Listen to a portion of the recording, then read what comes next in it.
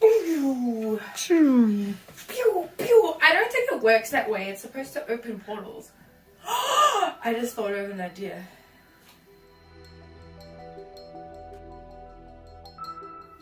Pew! Wabbalubbadubdub, and welcome to Costumes and Cocktails.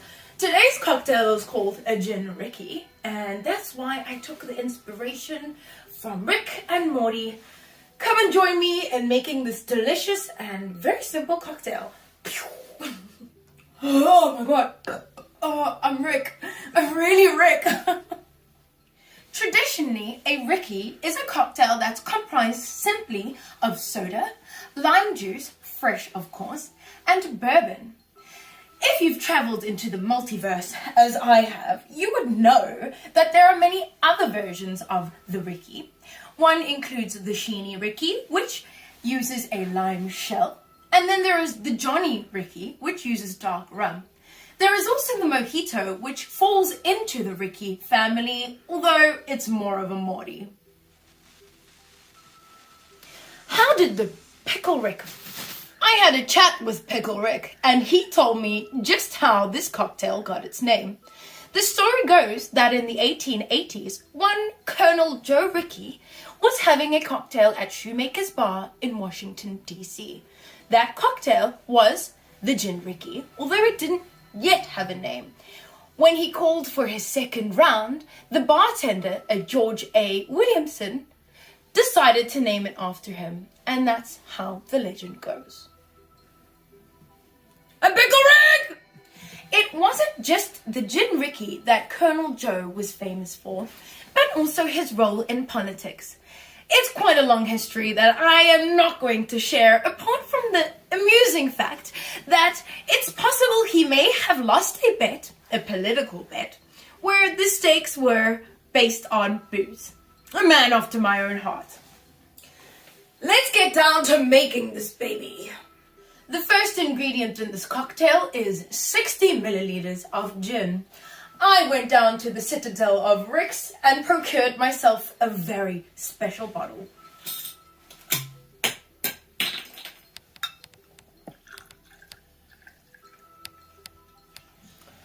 Wabbalubbadubdub! Next, we will need 15 milliliters of plumbus juice. On Earth, that's called lime juice. Because this cocktail is so simple, I wanted to bring up that citrusy zest by using 1 part of a Gromflemite egg.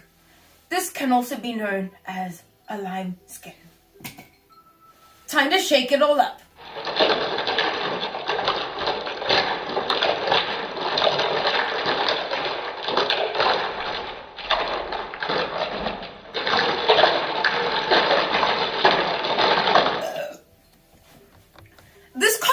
Should be poured into a Tom Collins glass, but all I could find was my damn beaker. So I will be garnishing with a lime wheel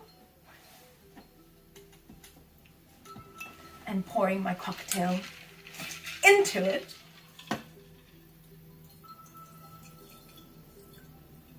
The final ingredient, obviously that you don't shake with the cocktail shaker, is some seltzer water or soda water. I got this from Dwarf Planet 9.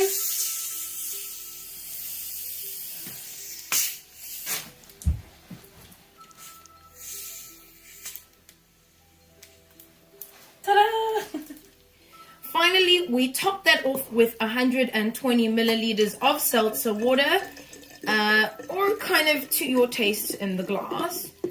Okay, that feels about right. Time for the taste test.